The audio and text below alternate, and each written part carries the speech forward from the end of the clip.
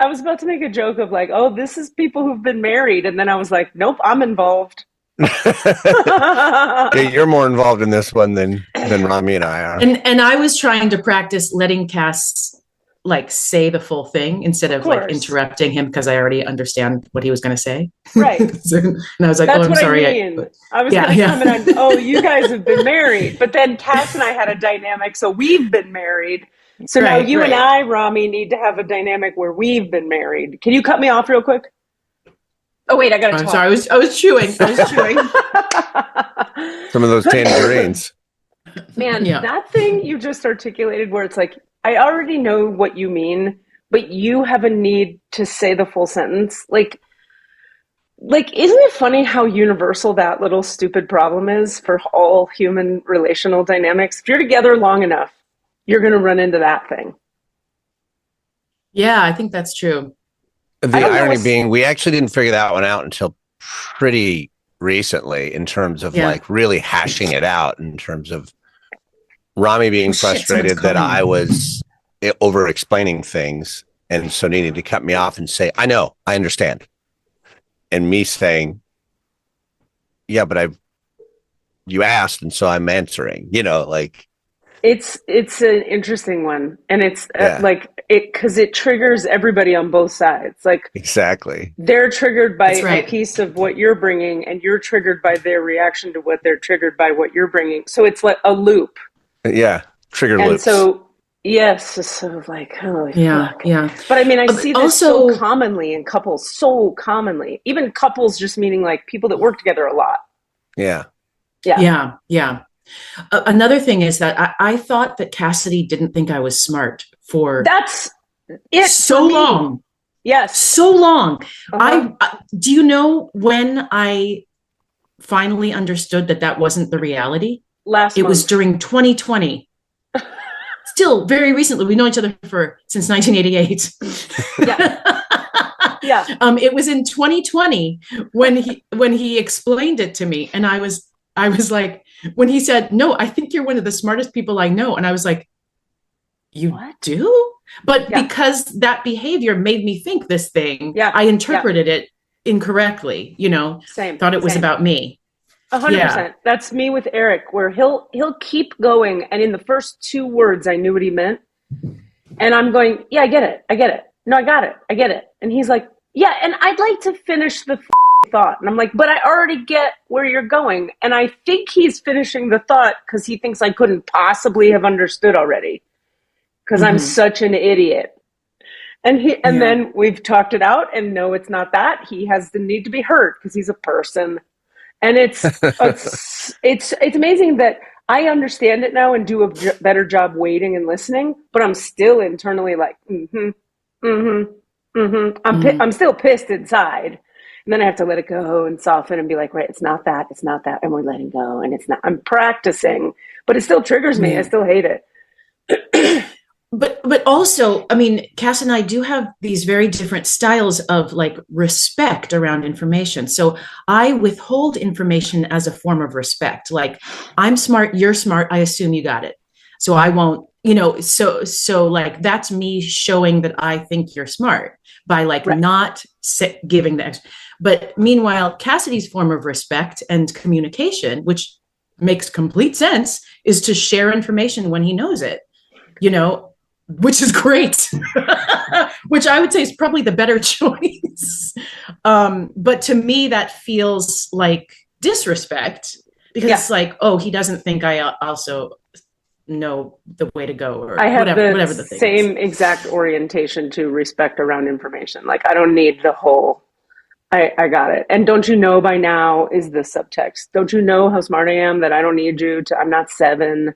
I'll often say to him in a fight, I'm not 7. Who do you think? And he's like, what are you talking about? Nobody here thinks you're 7. But we've untangled it too. And it's funny. And I'm not immune to the needing to say, yep, got it. It doesn't happen with you, Rami. I don't even know, it doesn't happen with Katie, but it happens with a few of my friends whose stories do not pause. Word. And it's not so much like, yes, I understand. although it is more, they're more about emotional understandings, not like informational things, but emotional things where someone's like, do you understand? It's like, I did this and then I felt like this. Yep, got it. And, because I felt like this and I really needed them to hear that. Yep, totally got it. But I also, do you understand what I mean? I do this and I did that. And I'm like, yep, got it. So I definitely understand that dynamic, and Rami thinks they know who I'm talking about. I do. I will just leave it at that. Yeah. One more thought on these types of dynamics, which is, I think for me, when I'm in conversation with someone, when people interrupt me, I stop. So I don't do what Cassidy does, for example. I don't keep talking. I stop. So I have a conversation style with some of my friends where they'll interrupt me and finish my sentence, and I'll either say yes or no, because either they got it right or they got it wrong. But I often don't finish thoughts because I'm so used to being interrupted. And my reaction is to stop. And to not say my full thought. I have a question on that, because Eric is that way too. If we're overlapping, the second there's any overlap, he just stops talking. And then I go, what happened? And he's like, you're talking. And I'm like, but you were talking. And he's like, and then I'm like, that two people can say words at the same time. Like this is like a thing that from him, his thing, but I want to hear your thing. His thing is, it's not polite if you talk, I'm gonna stop so I can hear you. And then when you finally stop, which is never from his perspective, then I will say words because you can hear me then. And I'm like, I am actually capable of. So we've been through, I am the Cassidy in that dynamic with Eric. I am exactly like what Eric is. That's me exactly. It's politeness is the reason. It's not on purpose. I'm not trying to be polite. It's just, it's just what makes sense. Okay. I'm not like actively trying most of the time. It's just the way I know to have a conversation, and politeness also. But yeah, I mean, it is polite. And so when there are people who never have an end, that's, even if I really like them a lot, there's something about that feels like they're like rudeness or like inconsiderate, right, to my heart. Right, I get it. Yeah, it's making me think of Channel 4323 in Human Design, because so before I go to that though, it's like I experience myself as someone who does both. Like we'll do overlap if we're doing overlap, but I'll also, there's many times where I'm like, I'm gonna fully stop talking so you can finish your thought. Like I feel like I can flip in and out of both. But with Eric, the dynamic does play out. And if you look at our gates and channels, you'll see why. It's all in the chart. I do talk forever, and I don't even recognize myself. I'm like, who am I being right now? And I'm being that I dominate him verbally in the chart. Yeah. So I have to be so extra conscious with him. Like if you're talking, Rami, I stop talking and listen to you because that's just respectful, but not with his ass. And it's in the chart. And there's another dynamic. I was about to throw it, and now you brought the different things. I was about to bring up this idea. I don't know if you remember our big improv conflict with you, me, and Sam that came up. Yeah. And it was the other side of that coin for you. Oh, yeah. Us over talking, you really did not enjoy. Oh, hated it. You felt like you couldn't be part of it. And us over talking was our joy. Like in that conversation. Like, so that dynamic, like we in the improv dynamic, or maybe the improv subpersonality or the performer subpersonality, whatever it was, or it's gates and channels entirely with all three of us, who knows?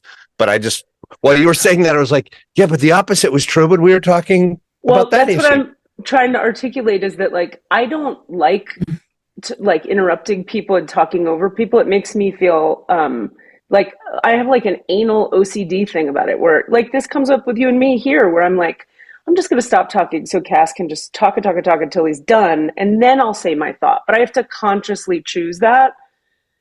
And so I don't actually like it either. But I do it a lot with Eric.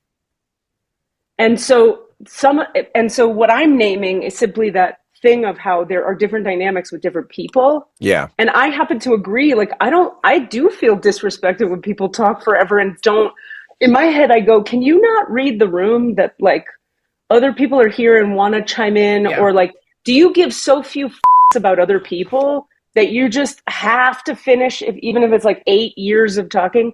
I don't like that anywhere in my life, but I do it with Eric, the poor, poor man. And I'm working on it and I'm getting better with him. But I understand it for myself and I have some mercy because I've seen our charts and I see what's happening and why it's happening. And so, yeah, generally, I don't like that as a thing. It makes me feel bad. But but when I hear Rami say, well, anyway, I'm repeating myself. You get the point. What were you going to say, Cass?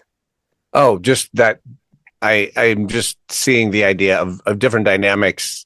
You know, it actually helps think of it in human design. It'd be interesting to see like you, me, and Sam's human designs and how they overlay in that regard, or, you know, because I wonder if that also has something to do with that version versus this version versus that version. You know, how we really do understand that we think we have hard and fast rules about how we behave. Right. And that we can apply it to how we behave with everybody. Like, because I'm a 3, I do this. Right. Like if we go with Enneagram, but then they do even talk about Enneagram overlaps where it's like, well, but 3s and 2s look like this together, whereas 3s and 7s look like this together. Oh, interesting. So knowing that our core personalities and how they operate are not in a tower, a silo in and of themselves. You mean like a steady state? They're not a steady state. They are reactively different to different other personality types and where they overlap. Right. Or human designs or Enneagram types or just personalities. Yeah. Were you going to say something, Rami? Well, I was like, I could save this for Rami's rules and then, you know, wouldn't take our time right now with it. How dare you take time? I was reminded of this. Yeah, there's this wonderful moment of conversation. And it was, so I was in Switzerland and I was there for like fucking 3 days. And the reason I was supposed to be there, I was going to originally be there longer. And the excuse to go was to see my friend in an opera in Bern. But then I got a gig, so I had to leave very soon after, but I still went to the opera and was there for 3 days. Okay. So the one friend of mine, she's been on the show, Melina Williams Haas. She was the titular character in the opera. And then her husband / Dom / master is a world famous composer, and he was the composer of the opera. So we saw the opera, and then we were all out to dinner with like the composer and the like big time people in Europe all having dinner together. It was very, very exciting. And then the dramaturg on the production, it's cool that they had a dramaturg. Oh God. Do you want to explain dramaturg to the listeners? No, not right now. No. Okay. They kind of help the playwright or the writer to sort of see the arc and and they also give background on the history or the context of the play. And they're available to the writer and or the performers to give historical information, context, etc. They're nerds and cool people. So the dramaturg on this show was a Black German. He was half African, half German, from Germany, and a very sweet, gentle soul. And we sort of connected during the dinner.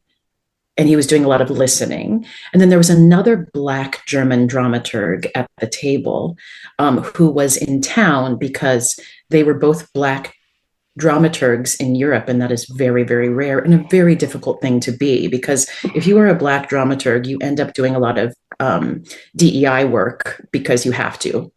And Europe, especially the classical world in Europe, is very far behind us in terms of like awareness, political and social awareness, and behavior. So they had sort of a blind friend date to meet in Bern. They both lived in Switzerland, but were Black and from Germany. Okay, and so she was also a very sort of gentle soul and a dramaturg. And so after this big dinner with the composer, blah, blah, blah, the three of us decided to go out for a drink. So I was out to a drink with these two, and she was also half German, half African. So three mixed race people, right? Who were all like essentially listeners. And we were out for a drink together, and none of us really knew each other ahead of time. And we had this 3-person conversation that was the most balanced conversation I may have ever had in my life, where we would like focus on one person and ask them a bunch of questions about themselves. And that person would allow the other two to ask those questions and would answer them deeply and fully, but not let it get too long before they would like gracefully switch it to another person. And then we would sort of mutually agree and start asking that person questions. And like, seriously, like the most balanced and beautiful and deep, rich conversation, having a drink in Bern, Switzerland before I went to bed and then got on a plane and never saw those two people again. It was like having a European love affair. It was so beautiful. And I'm thinking about it years later. And it was a threesome, so that's perfect. It was a threesome. Yeah. That was cool too, what happened where I thought you were asking me if I wanted to explain what a dramaturg was, and I was like, no, I don't. And then Cassidy just did it. You know what I mean? Yeah, I thought Rami was asking the general. And you said no, and I was like, well, I do. Was my response. Yeah. No, I got that happened after, but I wanted to say, so that you didn't think I was shutting you down, like, no, I don't want to explain that. But Gotcha. But I'm so glad. You weren't saying no explanations of dramaturgs. We will not have that. Correct. And also, it was very useful, and that was very important to the story. Yeah. I also watched that dynamic play out. I watched your face go, oh, yeah, well, that just happened. Okay. Note. Well, because I could see how that would land, and it's not how I meant it. And this is the story of my life, is I have to titrate how I say things be better. Okay, full disclosure, I did think you meant of course. No explanations of dramaturgs. Of course. I understand. This is the thing of the 8. I feel so sad all of a sudden. There's like 8 dynamics that have played out that I feel bad about already, just us sitting here. I think it's the astrology of today, probably. Also, I've been introverting and alone a lot, so I'm like, oh, I have to talk. I have to do better at talking because I haven't been with people. But you know that thing about the 8 where I'm not saying this like poor me. I'm just saying like we regularly say things in a way that is too harsh for humans. And I often don't mean how it lands, but I have to. The impact is clear because everyone shares the same reaction. You know, it's so hard to not be able to relax and be yourself, but have to be aware of that. Right. And to have everyone think you're abusive and hard when inside I'm just a pile of mush. I just want everyone to go and listen to the 8 Enneagram song by Sleeping at Last. Every time I hear that song, and tears and you. Aww. Like that's what's happening. Yeah. I'm just like, I love Katie so much. She does such a good job with dealing with that incredible problem that she's had to stress. Like being an 8 is so hard, and it's because of so much trauma. And I'm just like, Thank you for the put your armor on, and you can take your armor off. She's so pumped. She took her armor off for me. What's so hard is that agree. Well, thank you, and I'm sorry. Just constant apology, and And then after a while, you get to a place where you're like, I'm not apologizing again. But then you understand, like, people aren't you, so that you need to apologize, but you didn't mean it. But then you have to, because they don't know what you're carrying. How could they know? And it's endless. Normally, I'm okay with it. I think today I'm sensitive or something, but because I feel extra bad about it. And I love you both, and I'm sorry if I made you feel like your words don't matter in any way ever. Because I get how I do. Not in that moment at all. Like, even when I also took it as, no, it doesn't need explaining. And then I disagreed with that, decision, but not like right. There was no charge behind it. It was just like, oh, I think we should. Oh, I feel like I'm going to puke. Jesus, let's come up for you. I know a lot. Well, so this is a good transition. I'm in Albuquerque, as you guys know, and there's so much happening. One is that the frequencies here are so high for me. Like, the vibe in the Southwest is so light, and it's just high frequency. But number two is like different supplements and a medication I'm on right now are like more intense for me here. I notice in part, I think maybe because of the dryness, but also because of the elevation. I'm at 6,000 feet or something. And then also the high frequency vibes. So I feel like it always takes me like 2 days when I get here to get walloped by the altitude and the dryness. And then there's usually 2 days after that where I'm like a mess for 2 days. Anyway, so I think some of that, I'm just like a ball of sensitiveness that's getting protected by extra 80-ness on top of it. You know what's hard about the 8 thing too, and then I want to hear how this is for you guys. It's like, I think this is just what it is to be a person, but the armor we talk about with the 8, it's like if I said to you, like, the equivalent of take off your armor for me would be like, remove your skin and then talk to me. Right. You know what I mean? It's not armor, it's skin. Yeah, totally. That makes sense. But in the same way that, like, for the 3, if I said, like, never care again about how you seem to others or status and getting somewhere, don't achieve and don't care about your image, you'd be like, I guess I'll just lay down. I have nothing to do. That there's no, which is supposed to be my mission. Is to just lie down. It's the whatever. I keep forgetting how she put it, but like non-productive being. Oh, the state of being. Yeah. Non-productive being. So right. In a sense, that is what's being asked, but it sounds impossible. That's absurd. Right. I can't take off my skin, or I can't just not. Yeah, it's funny how it's like, this is where non-duality becomes such an important, I think, teacher and concept, in that we can't say, in the name of awakening or in the name of spiritual death and rebirth or in the name of the death of the ego, have no personality anymore. That's like not a thing, because it's so in there with everything else that the personality can be softened and titrated and integrated, but it can't be removed. Word. It can't be removed. It's part of the whole. Does that make sense, what I'm saying? Yeah. Yeah. Mm-hmm. And it's a thing, coming back to poor, wonderful Eric and myself, like, I'll think to myself with him, because he gets really into the indolence of the 9, and he can just lay the fuck around a lot. And I am the left angle cross of industry.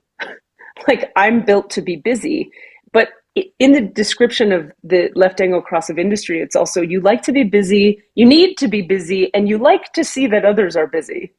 So I've got a lay downy, expanding, blur into the couch 9 I live with, where my first reaction is always like total judgment. It's like, can you get off your ass? And then I have to remind myself, because I'll not do that, right? I'll not climb up his ass about it, and I'll just witness him over the course of a day. And by the end of the day, this man has done so much shit. But yeah, Yeah. But in the moment, I'm doing shit like this. I'm zipping around like a bee, hitting every corner of the screen. And I do a lot of shit. He's like this. Mm. And he does a lot of shit. So in any moment in time, if you freeze it and you're me, you're seeing this. You're seeing he's sitting still and I'm accomplishing things and he's a lazy and he's For the listener, not. Katie's hand is moving slowly from right to left across the screen, and the other hand is jumping around like a bee in a jar. Nice, Cass. Nice job. Yeah. So it's my mom. Oh, sorry. I have to zoom out and just see the whole day and not see like one instant and react this moment. To it. Yeah.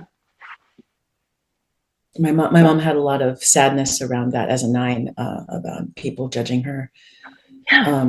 For not meditating correctly, for not, whatever it was, even meditating. Yeah. Yeah. And in Claudio, wasn't your mom in Claudio's groups? No, my dad was an 8. Oh, my bad. In Claudio's groups, in the Enneagram groups, she got a lot of judgment, even though they're the ones who should have understood the best.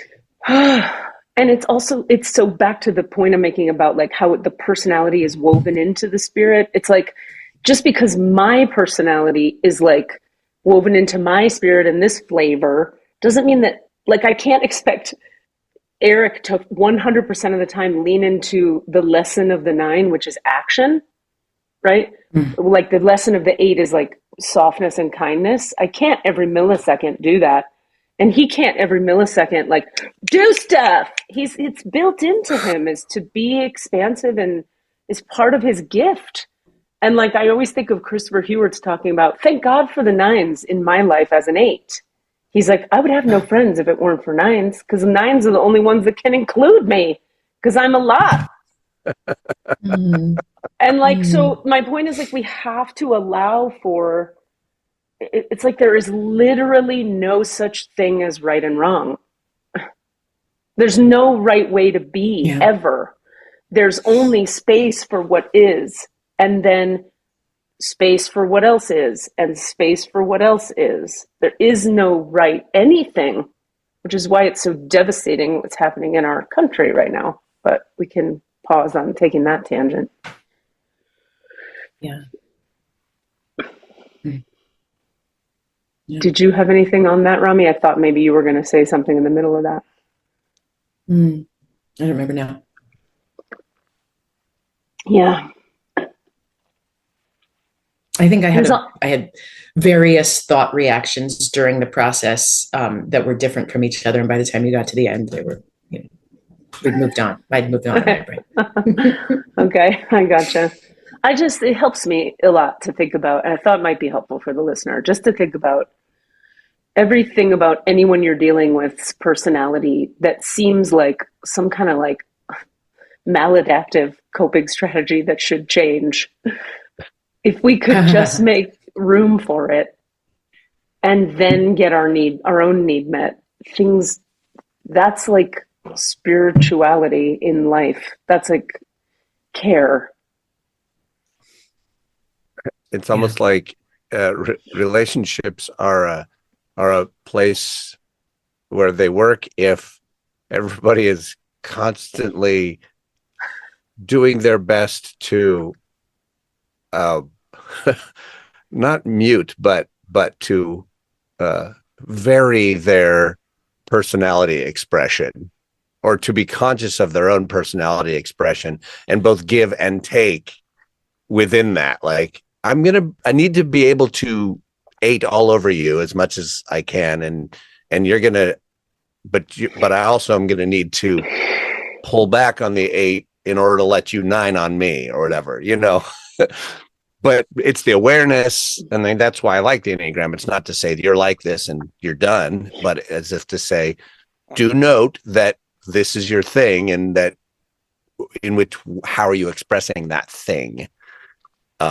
Are you expressing it with compassion and expansion and breath, or are you expressing it with hard walls and jagged edges that don't allow for the merging of the types? Yeah, 100%. I think that last part is really well said. Like, I really relate to that. That's where I get in trouble every time, is anytime there's a jagged edge. And the jagged edge feels so necessary sometimes, and it usually just isn't for me. Yeah.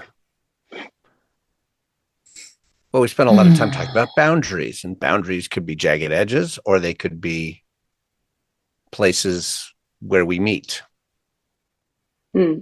I've heard it said, like, boundaries are flexible, walls are not. Like, that's boundaries, cool. I also like boundaries are, I'm not willing to do X, not you can't do Y. Yeah. Oh, okay. So like, or a I'm boundary not willing is, to receive X. Yeah. That's it. Like, I'm not going to sit here while this is occurring. I'm going to stand up and go because I'm not okay with what's occurring. So that's my boundary. Not, you shouldn't talk like that. You should stop. It's, I'm not going to do this. Yeah.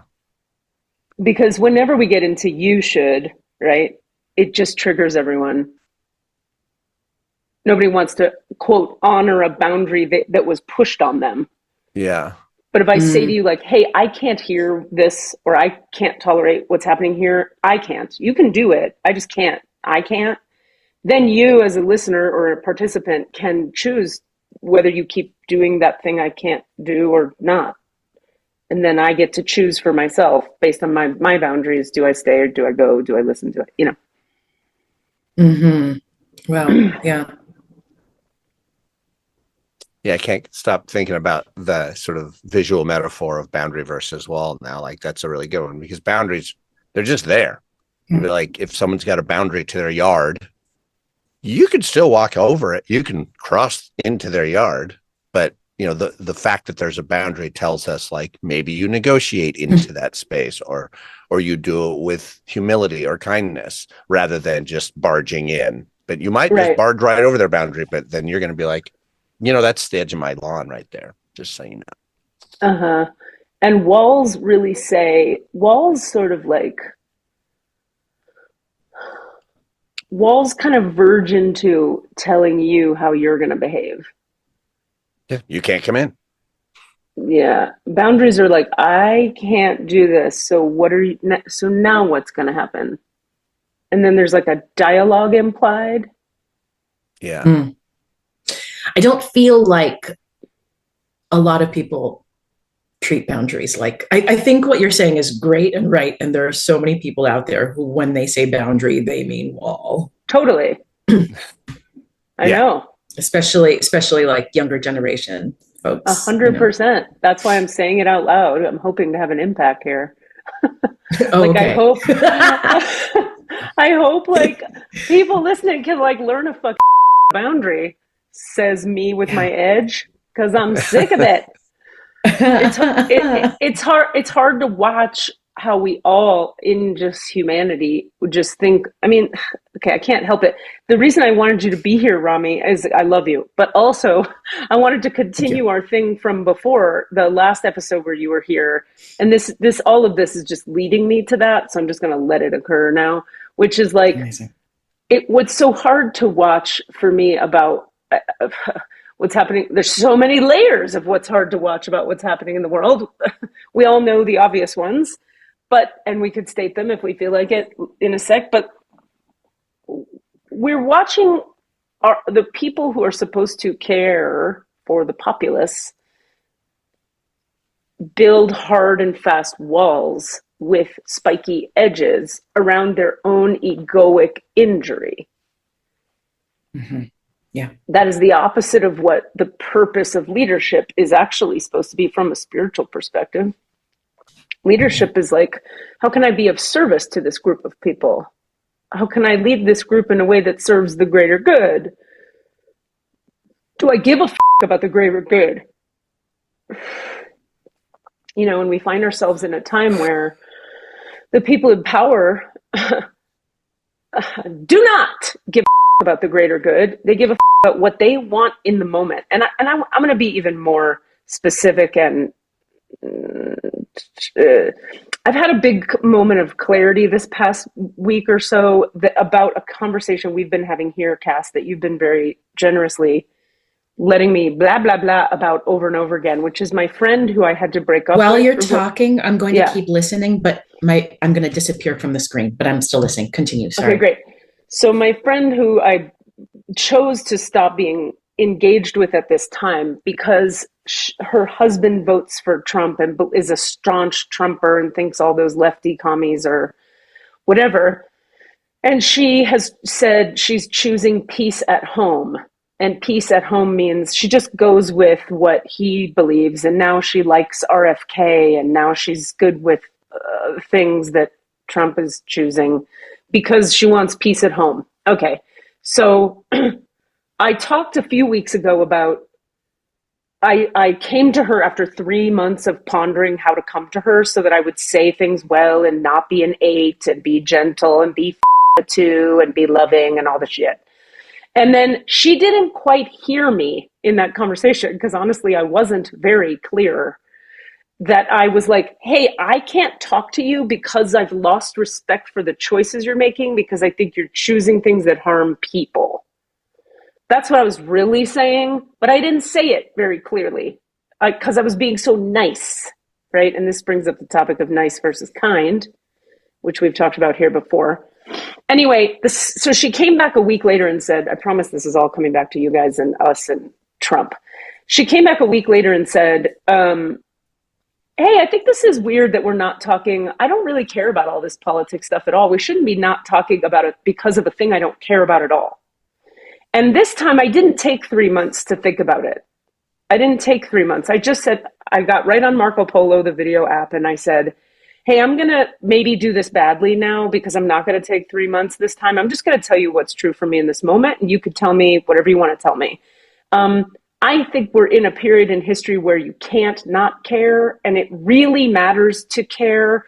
And each of us, no matter how spiritual we are and how we like to believe we're transcending all the tensions of the world, if you don't care, you're part of the problem. And I believe that now. And I relate to you, I said to her, because in the past, I was in such a sensitive place with my own healing that I couldn't engage. I was incapable of engaging with politics pre-Trump for most of my life because I was too sensitive to handle the information and not just fall apart. So now I've grown and I'm strong enough that I can engage. Okay. And I feel the responsibility to engage, even if engaging just means us talking about it here. Okay. Yeah. I respect that you can't engage because I've been there, but I also don't respect that with this administration, I actually don't believe we can afford to not care. And I think it's a real problem that is going to cause huge ripple effects in the future for all people everywhere, not just America. And so I can't be friends with you because I need to engage. And you've said to me, your boundary is you won't engage. So I respect your boundary. So I'm going to politely walk away and engage elsewhere. And she responded right away and said, oh, now I get it. You're right. If you need to engage, we've grown apart and we shouldn't talk now because I can't handle engaging. I just can't engage. And so we parted ways on that second conversation, but not on the first one. All of which is leading me to say this, that I've had such a long journey with figuring out how to hold my primary thing in life is my friends. Like I care more about you guys than most other things because I just Aquarians, we're into our friends. Family was never really great. So I made friends and they were my lifeline. Friends, it's huge for me. It is family to me. So to let go of a friend is like someone we talk every other day, like Rami and I, the amount of talking we do, like, what am I going to not be your friend? That seems so crazy to me.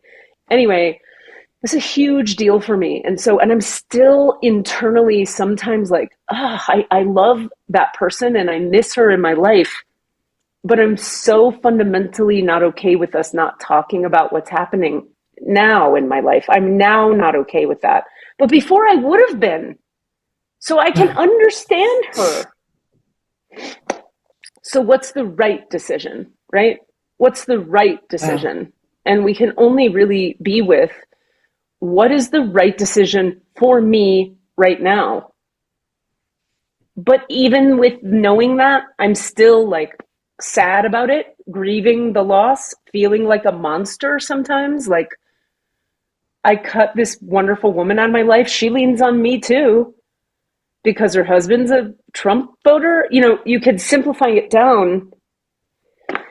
You see the struggle? Yeah. Yeah. I see the struggle. I see how much compassion you have for where she is. Yeah. In her journey or whatever, you know? Yeah. I'm assuming it is a journey, you know, because we're all on a journey, right? Yeah. Yeah, I see the pain for you, for her. Absolutely. And I also really appreciate where you are now. I appreciate that you are strong enough to be able to and to need to engage like that. Yeah. That's amazing to hear. And that's a lot. There's no non-painful choice. That's right. That's right. Your boundaries interacted in this case, like in a sense, like she also wasn't putting up a wall. She is walling off a topic, but like, I think that's different. That's just a boundary that she has. I don't want to do this. And you're saying I need to do this. So then your boundaries, you each have, and you're, in a sense, it's almost weird to call that a boundary, like a need to do something. But the boundary is to continue, I need this. Yeah. It's called incompatibility. And like what people do in relationship a lot, which is why I think it's valuable for me to keep talking about this process I'm in with my friend, who I still like. We're not talking right now, but I still feel like she's my friend in my heart. She's never going to not be in my heart. Yeah. Of course. Right. Yeah. The reason I think it's valuable is because what people do, this makes me want to cry somehow, but I am so sensitive today, is people stay in relationships, all kinds of relationships, miserable and tortured and repressed because they can't see. And sometimes they won't see, just they can't see. Nobody's shown them, hey, these are actually a list of incompatibilities you two have. You're incompatible on these things that actually matter to each of you. So the minute you each start to acknowledge what actually matters to you, you can part ways on this topic, whatever I don't know, if you're dating, right? And you're super incompatible in a real way about things that matter. You could still be friends and part ways romantically because, you guys, not to put it on you, but you don't have to talk about it if you don't want to, but you're a great example of how one can stay friends with someone you've been with in the past because you acknowledge that on some levels there was incompatibility. But what people do, and I'm not saying you guys, I'm talking about everyone I've ever worked with and seen and met, is people stay in relationships that don't work for them and dynamics that don't work for them because they think they're being mean or cold or harsh, but they're really just acknowledging an incompatibility. It's not a wrongness about me, and it's not a wrongness about my friend. She needs to do what she needs to do, but in order for me to honor me, I need to do this thing that is actually incompatible with her right now. Yeah. And do you see how there's mercy? There's mercy and compassion in the acknowledging of, you get to have your boundary and your need, friend, and I get to have my boundary and my need, and we may not be able to go to the mall together for a while. Damn it. Yeah. American 21. American popular culture, American basic popular culture only knows how to villainize one person or the other, right? They can't hold that. We have to villain, and that's how they taught that in Access Consciousness, is they said, people think you have to judge in order to make a new choice. I have to judge you as wrong and judge me as good and right and you as wrong and bad in order to go over here away from you. I'm actually allowed to just go over here. I don't have to make you the devil. But then, to transition even further into what we're talking about, or what I'm hoping we can talk about, you have a situation like Trump. Mm-hmm. where Yeah. where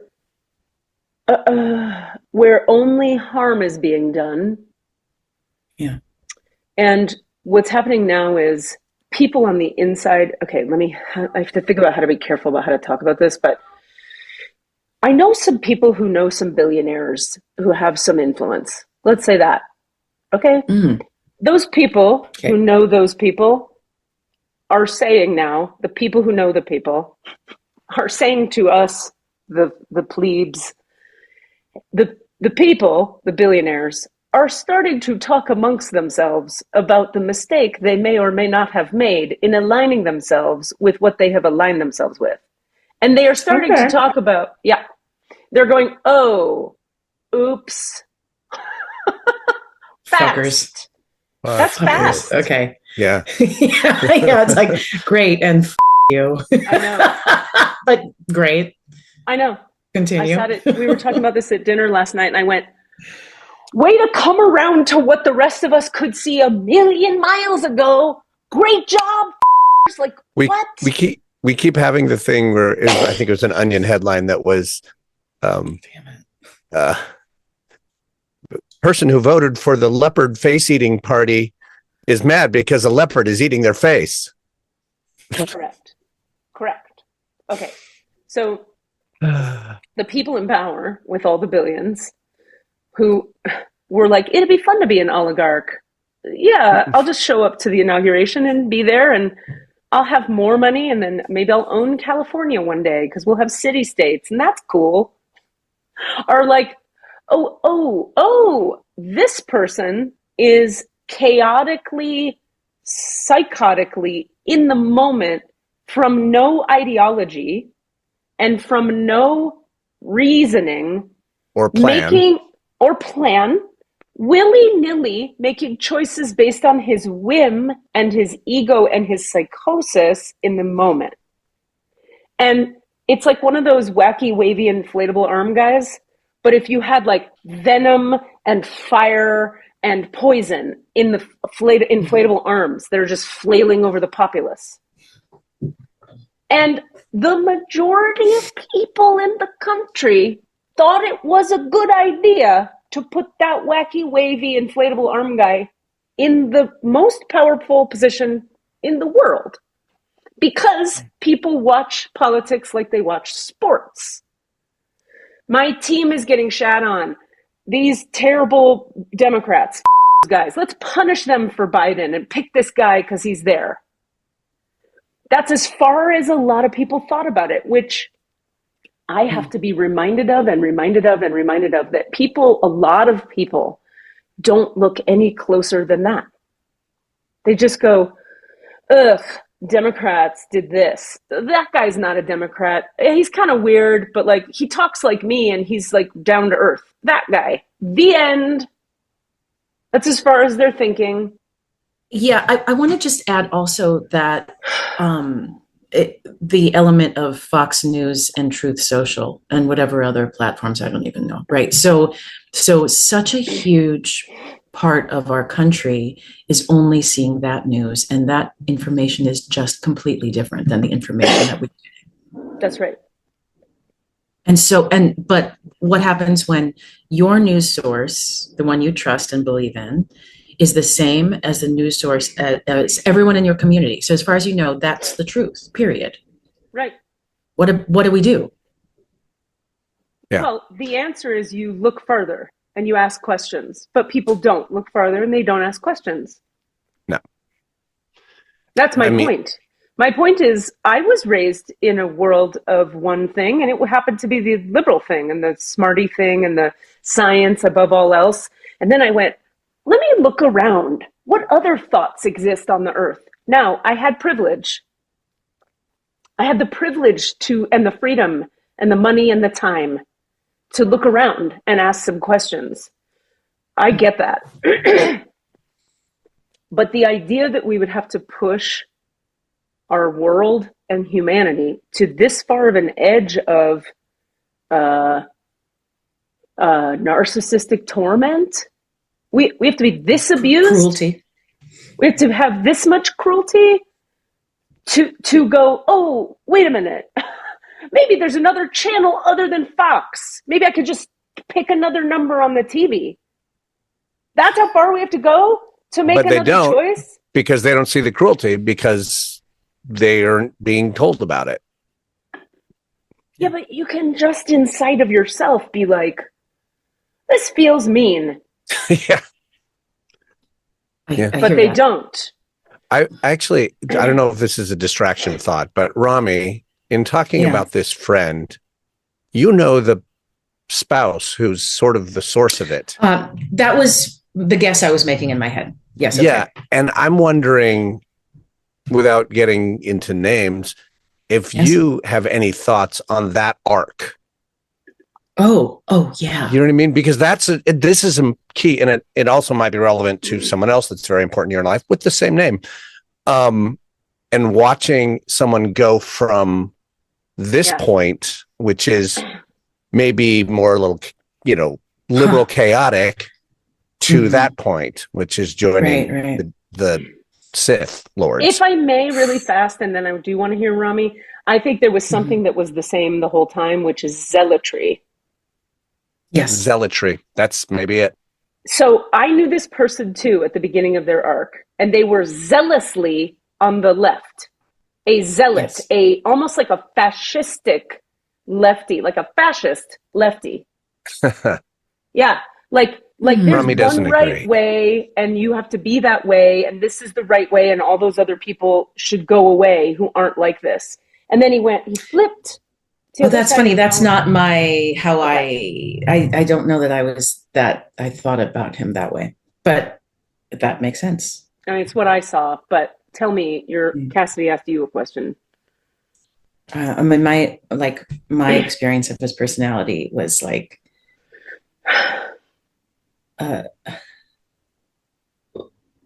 rebellious and joyfully chaotic.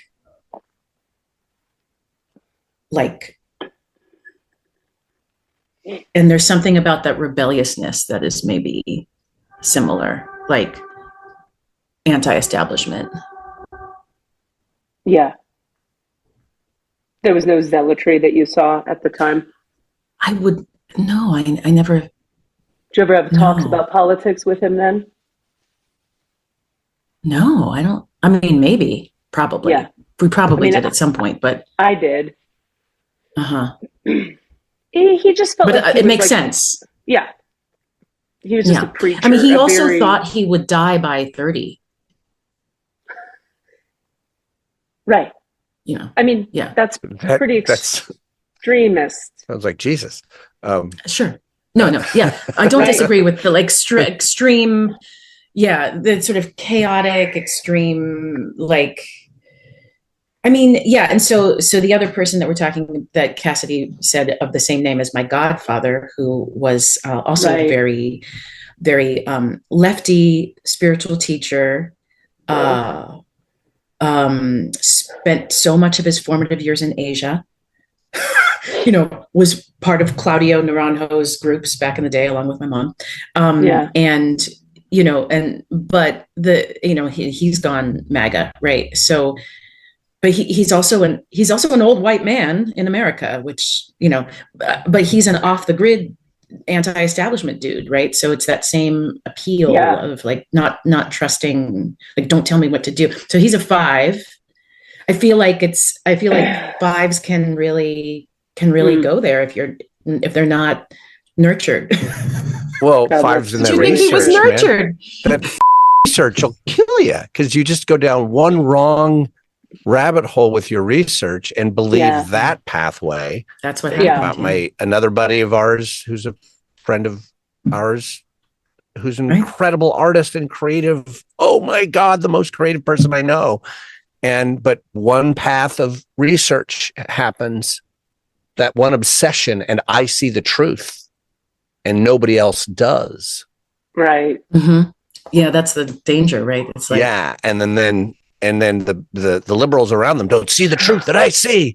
And so you go around and then I guess they don't understand. And then you go around the back side of the whole pole, and go so far left, you go right or whatever. Yeah. And the harder you try to convince them, the more they're going to be like, that's proof. Yeah. And okay, now here, I'm really trying to get us to like, we're going to do something here, but I love the conversation. This is so important. This is like what we have to talk about to get to something else. Okay.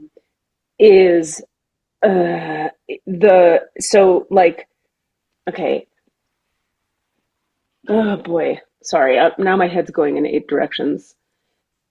Yeah, me too. Pushing people. They're not going to, whatever my solution to that used to be, well, just don't push them and just don't talk about it. But now we're in a situation where we have to talk about it, I think, because to not talk about it is anti-spiritual. That's like one point I'm trying to get at here. Like, to say I'm disengaging is actually, it's spiritual bypass. It's not spiritual. It's spiritual bypass. It's saying, I'm going to just dissociate away from this and then it'll sort of solve itself. And in a way, it probably will, because everything does over time. It's like one of the spiritual teachings of all systems is like, take your hands off the wheel, and human design would say, become passenger consciousness. So you become a passenger in the vehicle of you, and you watch what works when you try it and what doesn't work for the vehicle. And then you just fly the plane better if you want to or not. But then, and they also talk about like decision watching, right? Like you watch a decision be made through you. You don't have to make decisions. You watch the decision arrive, and it arrives. It always does, which is hard for a 3, I imagine. Slight insert. When you talk about passenger consciousness, all I could think about was when I'm driving with someone who follows too closely, and I cannot help but mash my foot on the floorboard. My passenger consciousness is doing that all the time. Like, but I can I do and make a difference? Yeah. Oh God, that's funny. Right. So like, where are the lines between having so much passenger consciousness that we don't engage at all and don't stand up for what is right, so much so that you wind up with Nazis killing Jews right behind the wall in the back of your house, versus, well, I couldn't have stopped the Nazis anyway, so what am I going to do? Engage with something that makes me feel bad? Like, what is the lady whose house is backed up against the wall supposed to do? She's a single lady. She's going to march into the concentration camp with a knife? What's she going to do? But the answer is, you can do something. You can, there's something you could do. Even if it's carve a tiny hole out of the part of the wall and feed bread in to the people, or call a guy who knows there's a million things that we could do. They may be small, but there are things we could do that stand up for the human rights of the whole situation. What I'm trying to point to, sorry, I'm going a very long way around this. My dad said this thing to me. So my dad's a 5, a liberal 5. He said this thing yesterday at dinner.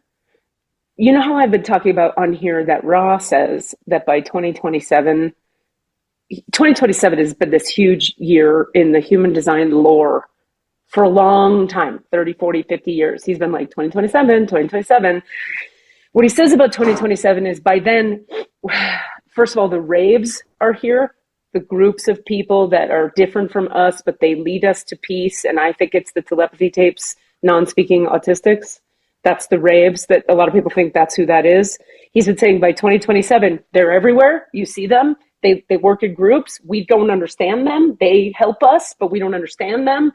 That's by 2027. But also what's by 2027 is we've seated ourselves deeply. It's like very clear to the world that we live in the time of tribalism. We're not in the time of collectivism anymore. Even right now, we've moved out of it. We're in the time of tribalism. And by 2027, you will be unable to look outside and not see it.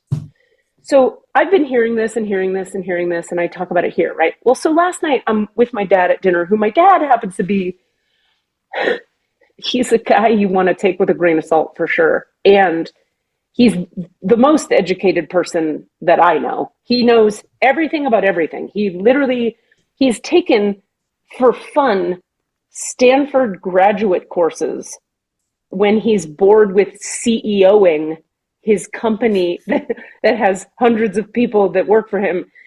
He's like, after work, I took this graduate course and I learned about the history of China. And I'm like, okay.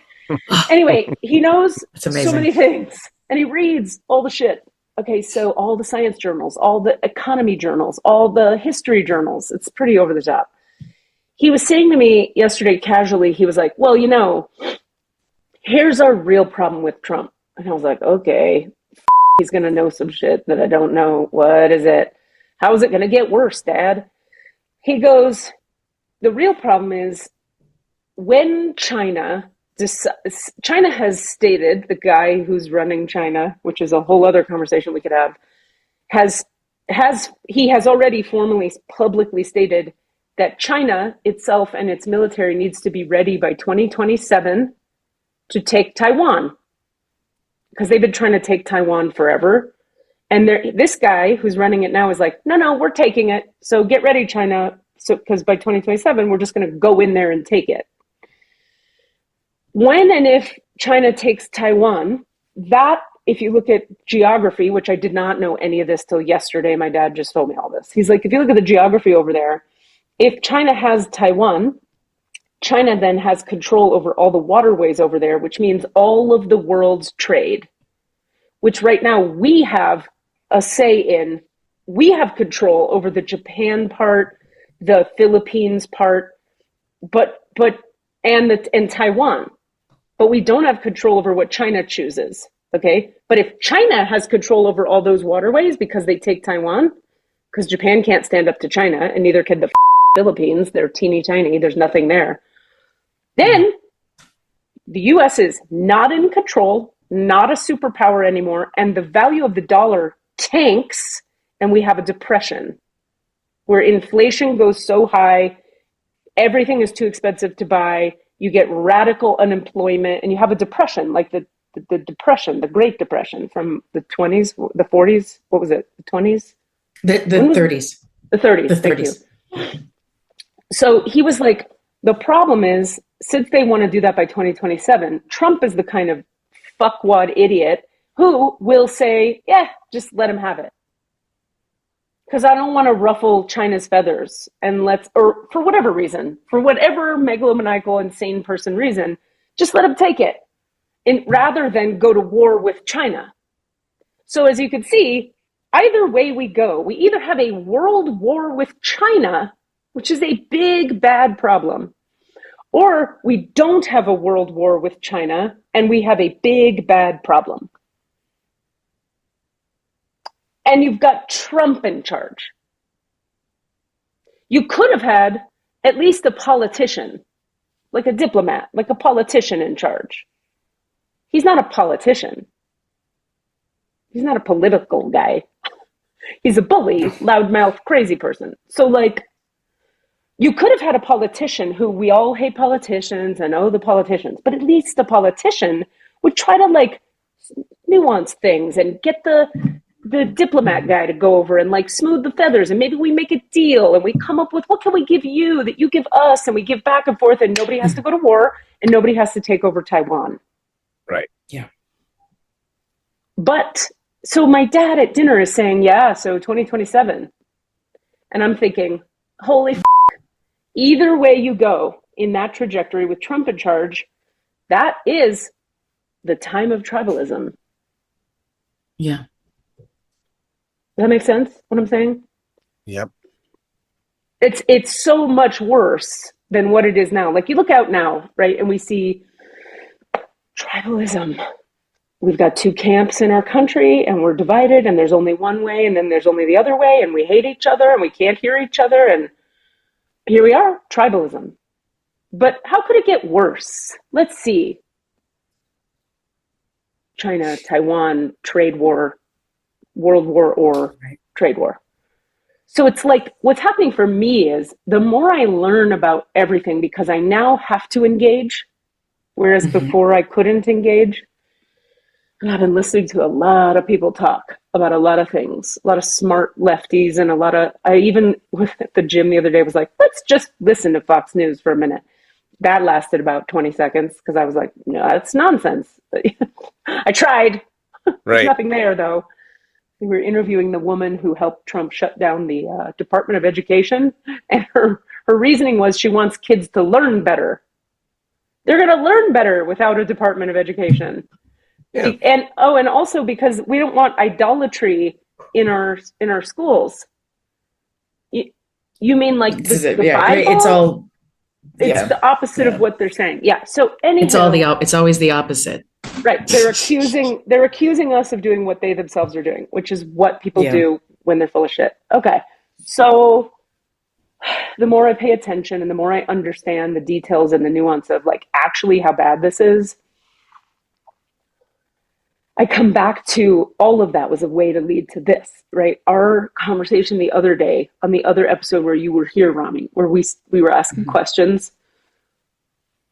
I'm not any more satisfied with, I feel like we got to ask some more questions because I understand more and I need more help. How does this not, consciousness is always talking from this big, wide perspective, and I need it to talk to us from a little bit more of a relative perspective. Yes, agreed. Yes. Can I jump in here? So my takeaway from that other conversation was that it really felt like spiritual bypassing, what you were talking about. Like it felt like humanity says, like, there's nothing to be done about this. It's the ebb and flow of humanity. And so all we can do is, as spiritual people, is like do our part to raise the frequency, watch and raise the frequency, essentially. And probably like, whatever, interact with the people right in front of you, and love those people. But at the same time, I totally see that everything you're saying about tribalism, it's very clear. Yeah. And also, we can't let ourselves off the hook and not remember and know that the collective is a powerful force that is the only thing that can stop megalomaniacal, I can't say that word right now, forces, right? Like the collective has power. And taking action is like, in that conversation, you were channeling stuff about how there are people who are going to keep us from completely sliding into fascism, and they were the people in the brown suits and the AOCs, right, in there doing the quiet work, doing the work in over there. And it's like, but okay, that means that those people need to not sit back and watch. Those people are not sitting back and watching; they're working. So why do I? Right. Like why do I just sit back and watch if they're doing the work? Right. So, and all of what I've been taught from this very collective era, collective era, right? Is that the people need to come together, work together, and that the people can be powerful when they work as a collective, and that fascism wants us to forget that we have power. That's right. Right. Yep. So it is really hard to like hold those things together. Also, although I can hold those things together because I'm a 9 or whatever. But the other the other part of this is that it's like I am a puny human. We are puny little tiny humans that are insignificant, right? But my little puny insignificant human life isn't part of my humanity caring about puny humans and wanting to keep them from dying, being deported, having their rights taken away from them, having their health care taken away. Like as a puny human, I think I'm supposed to care about those things. Yeah. Even if the larger, greater humanity is like, it doesn't matter. It's all part of this ebb and flow. But my role in that is to care, right? Well, I'm still an individuated piece of it. Yeah. Yeah. 100%. I don't know if this is relevant. Those are some thoughts. Yep. I'll just sprinkle just something I just saw, because it has to do with this idea of collectivism versus tribalism, and like, but what size is the tribe or whatever, like, and tribes in a sense do have to conflict with each other to, if they're being attacked or, somehow. I just saw a missive from, so Bernie Sanders and AOC are like touring the country right now. That's a big thing they're doing. And they're having rallies that hundreds of thousands of people, like rallies generally gather between 5,000 and 10,000 people. Like, a big one, 10,000 people came to that rally. Wow. Yep. They're having 30,000. They're having 100,000. Wow. And like in Colorado, they had 100, at least according to their reporting. That's. Oh, you're frozen. Says something. You were frozen. Sorry, Cass. Oh, the fact that there's that many people coming. Yeah. And maybe that's something you can actually, it's like, if I go to a here in San Francisco, yay, 2,400 of us sat in front of City Hall and yelled at City Hall for a thing that's happening in Washington. That doesn't feel like much, but like, if we know that 100,000 people are going to a thing in Wyoming or whatever, that maybe, even if who knows what they're actually accomplishing, but there's something about just the collective voice that says we're here. Yes. Yeah. I have an idea about that, which I mentioned to Katie, which is that, so let's say these brown suit folks and these AOCs and Bernies are doing the work. Let's be clear, brown suit, not brown shirt. Brown shirts are Nazis. No, they said brown suit. I know. I was just being serious. I was like, let's make sure we're clear. We're saying brown suits. Yes. Okay. Anyway, if they're doing the work, then if we all show up for a rally, it tells them, oh, I'm doing the right thing. It's giving them fuel to keep working too. Sure. Right. Yeah. Yeah. I'm finding that I have so many things here. There's the relative and then there's the absolute, right? And I think we were hearing from the absolute in that reading, and it made some people I heard from after feel better, because they were like, oh, that's good, because we can see the long arc of history through that channeling. Totally. Okay. And at the same time, we're still alive now, and this is happening now, and we each have to choose the degree to which we engage or don't engage, and in what ways we engage and don't engage. So like, if you look at the chart if you look at my chart, right, I'm a 6'2", which is hermit role model, super sensitive, whatever. But I also have the channel of struggle, 2838, which gives me a lot of energy to struggle toward things that bring me a sense of purpose. So 2838 is like, I get a sense of purpose from meaningful struggle. Now, I know people, like being in a relationship with Eric, he doesn't have that channel, and he has a lot of things in his chart that I look at that chart and I go, this is a person who doesn't have a lot of energy for struggle. He's got a lot of energy for other things. He's got energy for computers all day, and that makes our life possible. So I'm in support of it. But, and he's got energy to care for me and love me like no one I've ever met. I'm in support of it. Then I look at my chart and I'm like, this is a chart of a lady who could speak and has energy to speak and is like, could either just not talk about it or could, because there's energy to do it. And I can feel that in my body. So like, we each, I think, have to look at ourselves and say, based on who I am and what I am and what I have and what I don't have, what can I contribute? How can I contribute? What can I contribute? What is the shape of it? But if I don't do anything just out of, I don't want to have to think about it, I think it's big time part of the problem when you have a dictator taking over. It's honestly, in the same way that in class, anytime someone asks a question, I'm always reminding people, by the way, I'm saying this for this person in this moment about this topic, because based on their chart and this moment with that person that they're dealing with, here's what I would suggest. And here's what consciousness says or whatever. But if I say it to the person to the right, I might say the opposite thing to them because that might be correct for them. Similarly, with a Bush or pick any Reagan, pick any Republican. It was all problematic from my liberal point of view, but you could almost justify disengaging a little. You could almost justify it.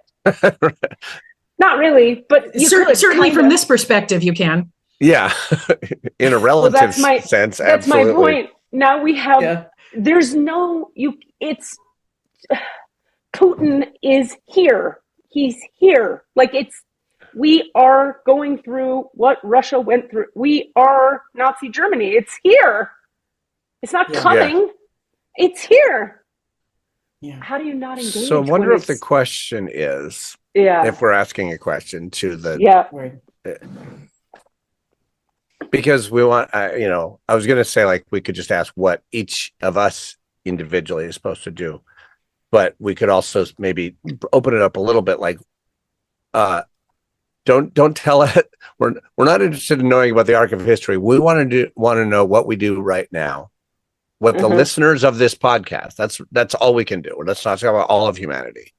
Let's say, do you have any advice or guidance for what to do? And we're talking about action. We're not talking about how to see it, how to frame it.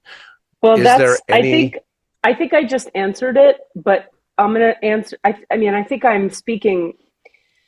The answer to that is, and this is, I'm including all awareness here. The answer is you have to look at yourself, get in your body, get present, and actually ask the question, what can I do? Given what I am and what I'm not, what can I do? And emphasis on the word I. What can I do? Which is different than what can you do? I'm with you on that, 100%. Yeah. So I feel like it would be useful for each of us here, because we could do this right now, is we could each say what we each think we could each do.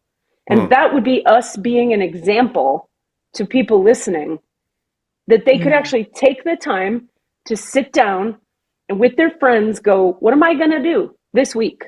What can I do? And I'm going to do it. I'm committing to you guys, me, Katie Rubin, with my flesh and my body, to do some stuff. And what is that stuff? That's cool. Okay.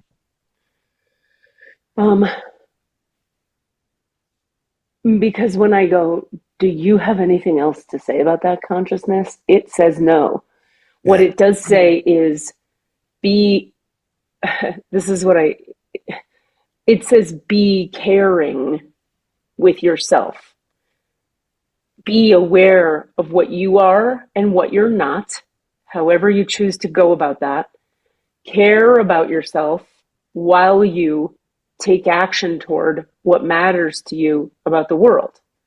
So don't push yourself past where you can actually go, but go somewhere and push yourself as much as you can. It's like with exercise. Everything in moderation, including moderation. Yeah. Everything in moderation. So like go to the gym, lift the weights, but don't go every day, all day. Go 3 times a week for an hour. You see what I'm saying? Yeah. Yeah.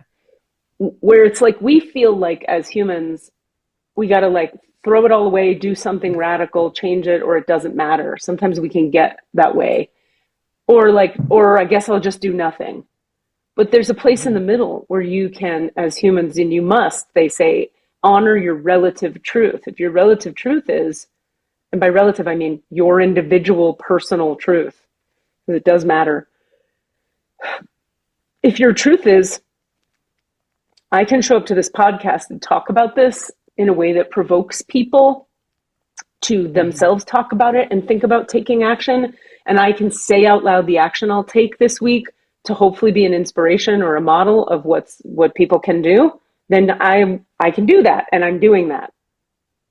So I'm going to just do this. So 1, I'm going to keep talking about this here on the podcast because even if we have just 1,000 people listening, that's 1,000 people we can inspire. Hooray. 1,000 people could do a lot for the Jews in Germany. 1,000 people, we could do a lot. So, okay, I'm going to keep talking about it here. I'm going to keep asking the hard questions. I'm going to keep getting educated, which is what I've been busy doing. And I've been donating money, which feels like such a distant, to me, I'm feeling distant about that. It feels like, I'll give you cash to like, you go do it. And I feel like I want to participate more directly, not because it's right and good, but because I feel like I can. I didn't used to. I really want to be clear about that. I'm not superior because I can. I just happen to can. I just can right now. Yeah. Does that make sense? Like, we don't want to set up a new false dichotomy of good and bad here, but we do want to say, like, what can I do?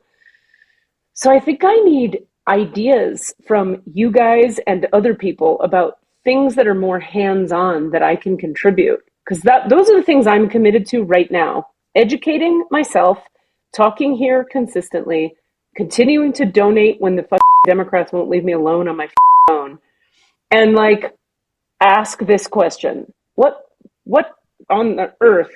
What can we do together? How can we show up? It keeps coming up for me when I sat for just a second and like immediately was given. So during pandemic, I got really involved with Surge, which is an organization called Showing Up for Racial Justice, which is much more intersectional because racial justice is an intersectional space. And I was especially drawn to helping to lead the action hours, which was a noontime Friday or something like that, where we would get on and someone else whose expertise and job was to create the work script for us, because they would gather the policies from all of our different partner organizations, and then what we would do as facilitators would be leading whoever was on the call through the script. Okay, now we're going to call our Oakland City Council member, and here's a call script and talking points, and you're going to help them to know about this. Okay, now we're going to send money to this thing. Okay, now we're going to email the prison industrial complex and call for an investigation into this problem. Anyway, and every week someone would, and I just dropped off of doing that because once we came out of pandemic, the way my life is, I was not available schedule wise to be a consistent participant. But then I let that be the excuse for, I guess I'm just not doing that anymore. Right. I can't show up. And that's not that would be an unkindness to them for me to be inconsistent. So I'll pull out. Sure. And I just haven't done it since then. Right, wrong, who cares? Doesn't matter. The point is, I'm realizing there's a version of that I could do. Yeah. Or I could, because that's my skill set. That's what I do bring to the table, is the ability to lead a group of people through information. Right. There you go. Yeah. Yeah. And that's important. I don't know if I can schedule wise be that consistent, but their script exists on a weekly basis. And I'll bet you I can get a hold of it and send it out through my networks. That's good. If nothing else, even if I can't lead it myself officially, but I'm going to look into that. What is the script? What do you mean? The script is just like they have every week they come up, somebody on the policy committee, whatever, comes up with an agenda, and it has these like 6 actions that we're collectively doing that day. So we introduce action 1, we give them background, we give them context, we tell them what this is about, who's involved, la la la la, and then we say, and then the next section on that is here are your talking points or your scripts, and then we take 5 minutes, everybody mutes themselves and gets on the phone and calls and floods an office with a bunch of calls. Can you put me on that list? I can, I mean, I'll definitely connect you up. I mean, maybe I should just start going to action hours as a participant for a minute. Yeah. And then if I can find the time to be I still get the emails asking for facilitators some weeks. So and I just don't do it because I've been out of touch. I just want to know what the action items are that I could be doing and who I call and where and when. So if you get them, I would love to have them. Yeah. So my thought is that maybe I can at least get a hold of the weekly agenda and do it asynchronously. Yeah. And share it with my wired networks. I don't know what their policy on that is, having, losing control of the narrative, but I could just take it and be like, okay, I'm gonna do it over here. Yeah. And I'm just saying for the listeners, this is called Surge. In case someone was like, what was that called again? Yeah. Showing up for racial justice. They also have a national action hour as well as I'm talking about the Bay Area one that I was working on, which usually deals with both local and national issues. But there's also, I don't know if they're still doing the national action hour. I imagine they might be doing it even more now. So I'm going to look into that and get back on that, because that's a place that you can always show up and it's being provided for you. Here's the work script. Yeah. And so do we know if Surge as a group is working on behalf of, I don't know, anti-fascism? Like the actual Trump thing? I'm sure it is. Okay. I know there was a moment at which they narrowed their focus to two issues, and I can't remember what the other one was. It was something local. Oh, it was like prison. They got overwhelmed. They were basically dealing with prison abolition and Palestinian liberation. That was it. They were just like, for a minute, this is all we can do. Yeah.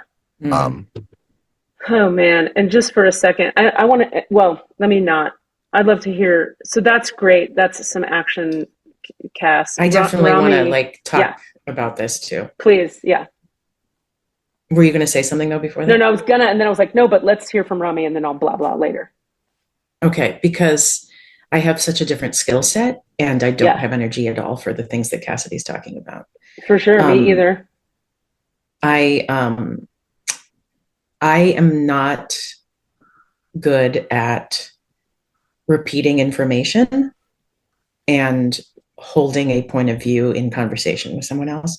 So like anything that involves talking to others and like giving them information about, a political thing is not for me, but open neither throat. Is open throat. Yeah, but neither is even sending emails or texts with a script.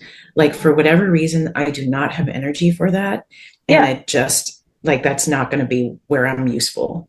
Great. So where I am useful is in participating. Yeah. Sometimes depending on when, where my life is at. But so I am going to go, there is a big march on April 5th in New York. So I'm going to go to that and put my body into that space.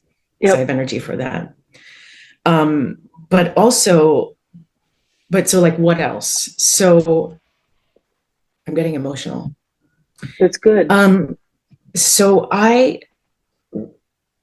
where I think my skill set is like in caring for people who are doing the work. Yes. So I'm not exactly sure what that looks like, how to say, I'm going to do this, I don't know what that is, but I have some ideas, and I also know something about being a fourth line. Tell me. Okay, fourth lines have, you're 4-6 or 6-4? 4-6. 4-6. Okay, fourth lines, so it's in your personality, have influence over their community only. In other words, like fourth lines have a powerful influence with the people in their world. And they're not here for me. Yeah. And they're not here to have an influence over like the public, the strangers. Okay. So knowing that, to me, like if I'm you and I go, well, I'm a fourth line, what do I have energy for? Well, I know theoretically we're good at influencing our community and our friends and family and community.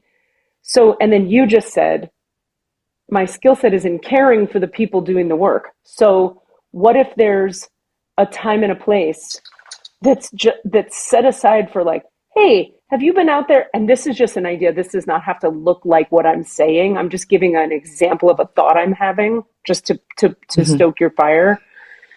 What if there's a place where formally people, justice workers, come and get a massage, or justice workers come and get loved on, or I leave you a voice memo that's, I'm making shit up, or if you come over at this time to the park, I'll run my fingers down your back because you've been out there marching or whatever.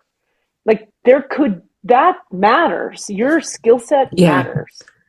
Yes, that is exactly perfect. Yeah, that type of thing. So then go ahead. I was going to say, I think of an organization there's one called like CRC, Community Ready Corps. And a lot of what they do is like have the table with waters and right.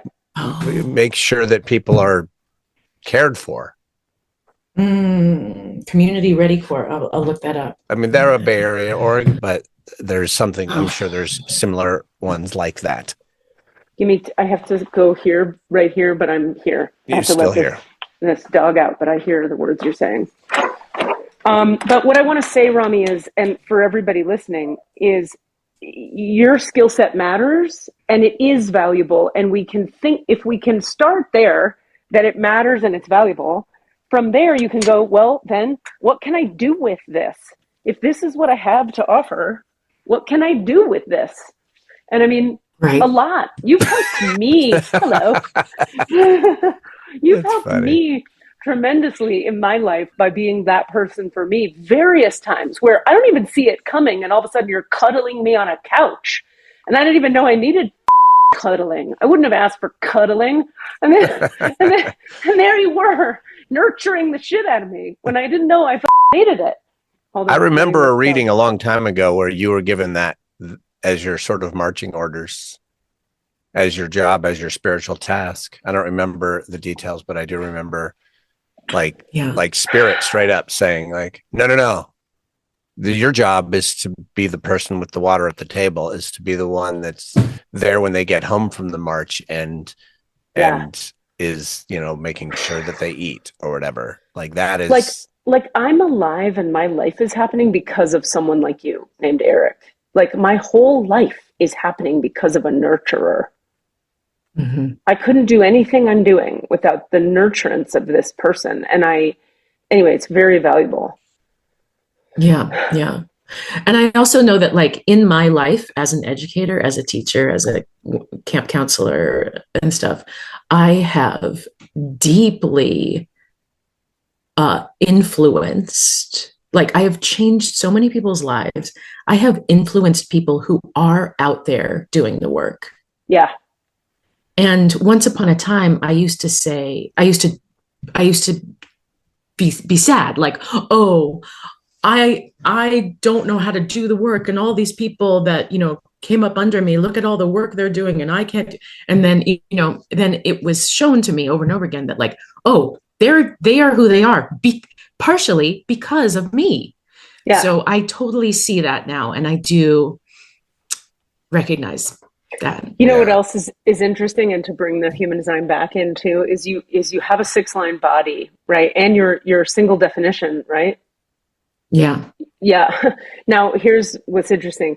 People look to you, Rami, with a 6-line body, and they look up to you as a role model, no matter what you're doing. Great. Because that's what your body is. And if you being yourself, just being yourself, people are looking to you as a role model for what it is to be oneself. So you just showing up anywhere, if you were to show up anywhere where action is being taken and be nurturing or be chit chatty or be whatever you want, just by you being there, people are like, Rami showed up. Because that's what people do with 6 lines, and that's what people do with single definition people, and you have both. Oh, okay. People go, people project onto you all kinds of stuff about how strong and independent and amazing and unique and powerful and all kinds of shit. that you may feel like you are sometimes and feel like you're not other times. But it's getting projected onto you. So if you just show up and be you, you're contributing. That's great. So so my job now is to show up. Yeah. Find places and ways to just show up and not even have to prepare more than that. Yeah.